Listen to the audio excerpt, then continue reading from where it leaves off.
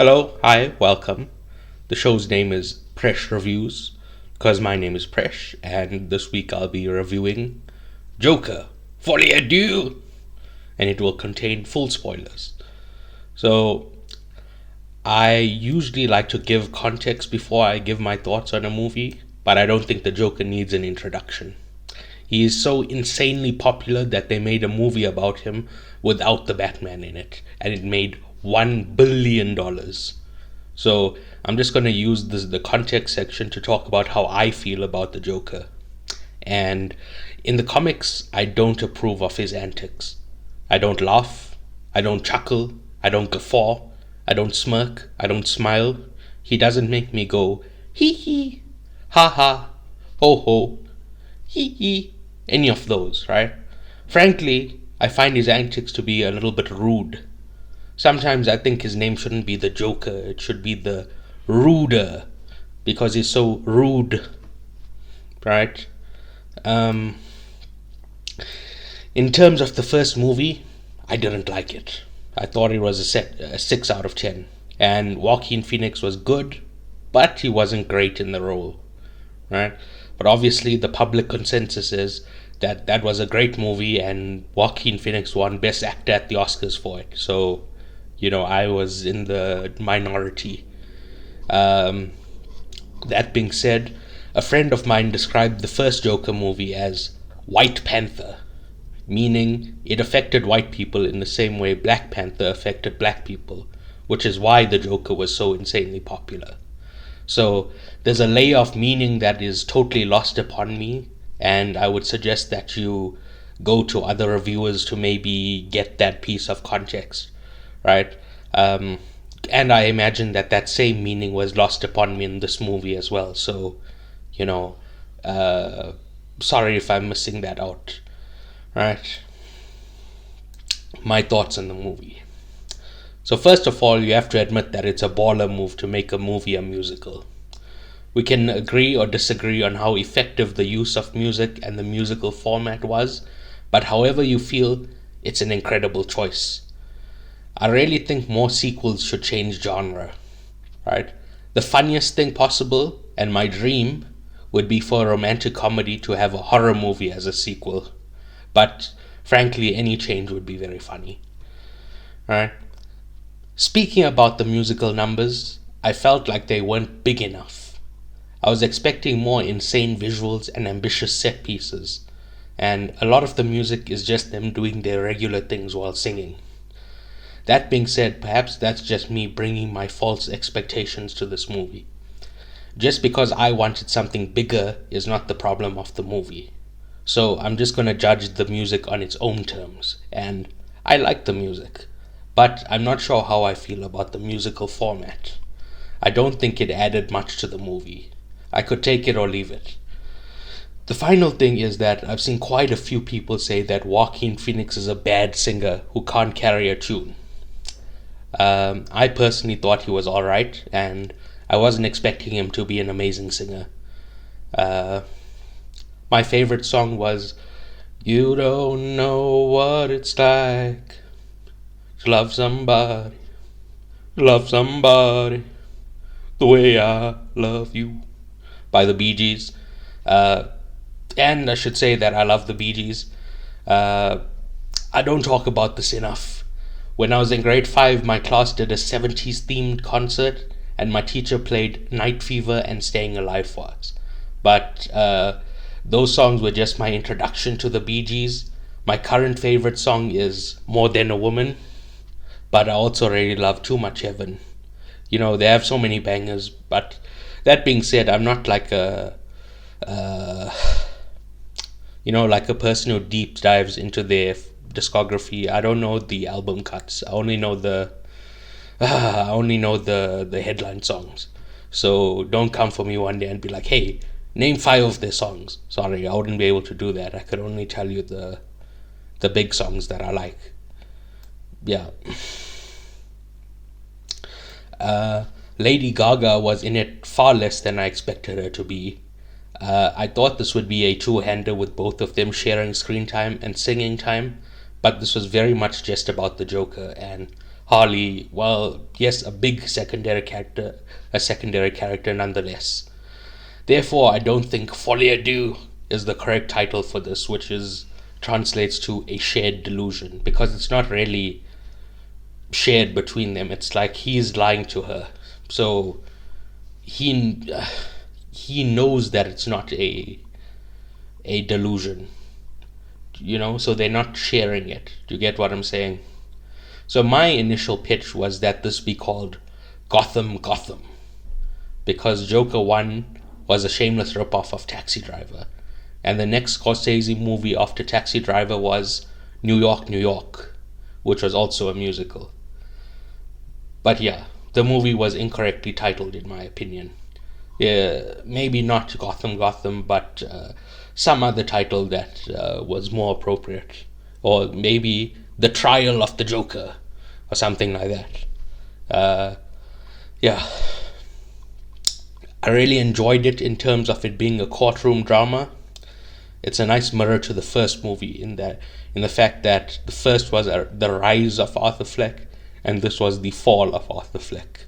So stuff we saw in the first movie was mirrored in this second movie. So, for example, like Zazie Beetz, just seeing her around in the first movie, we see her in this movie speak about that first movie, right? It's not often that a movie gets to grapple with its predecessor and examine what its first movie meant to people. So, this is a movie that I really loved, that people really hated, and that's the fourth Matrix movie. I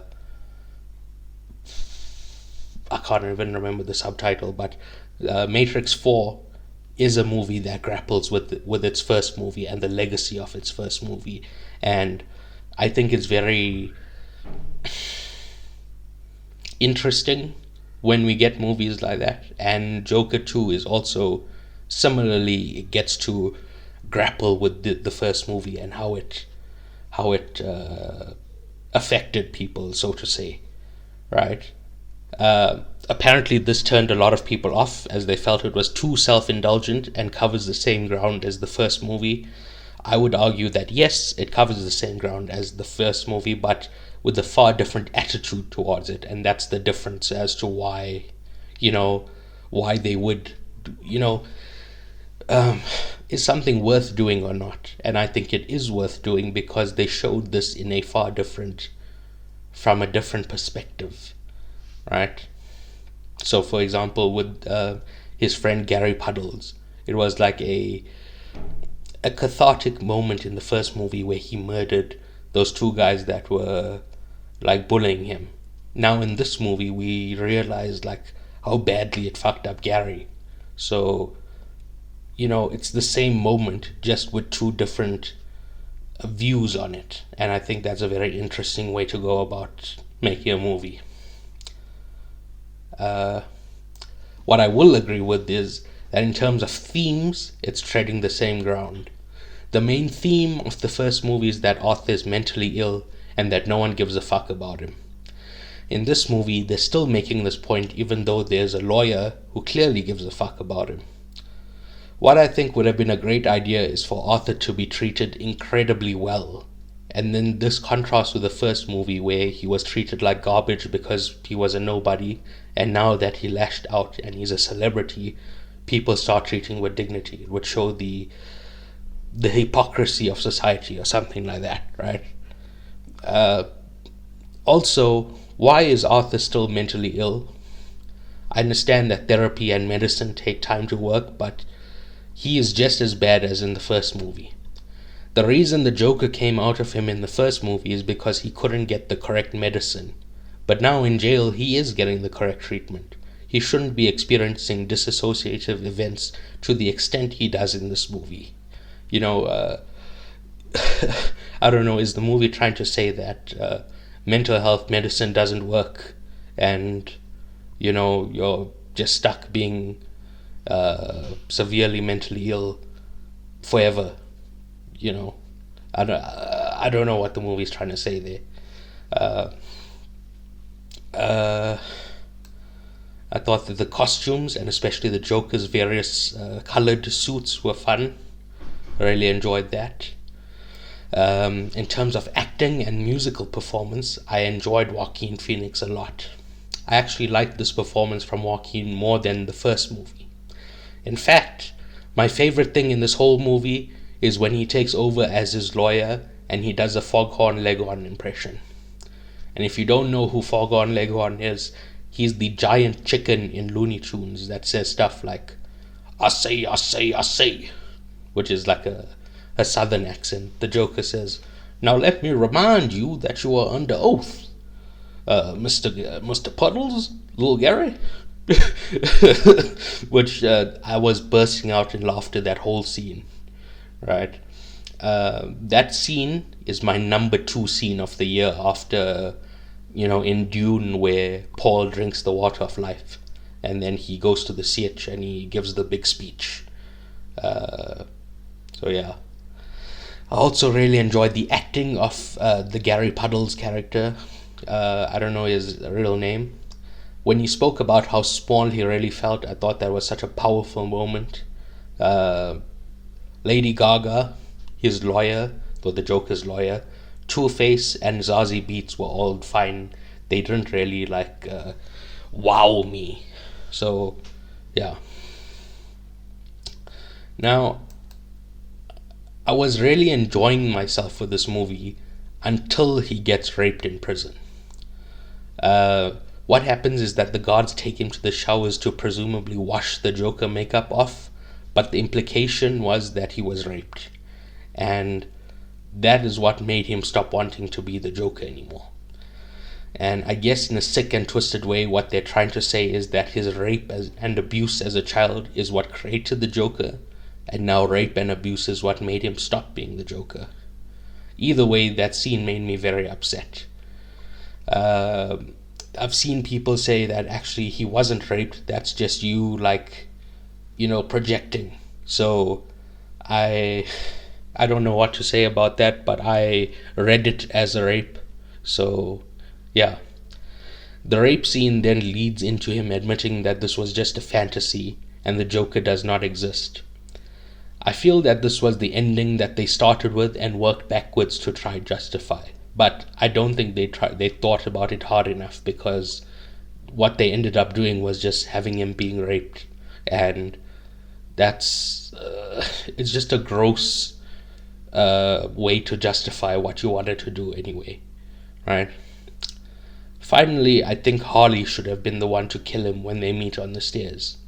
She already shot him in the fantasy, and I think it would have been thematically appropriate instead of a random guy we see in the background sometimes killing him.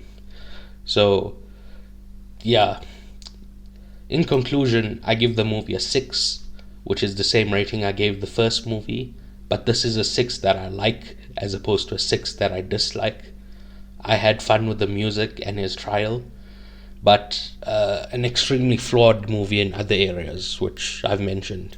So, yeah. That's the thing with me, right?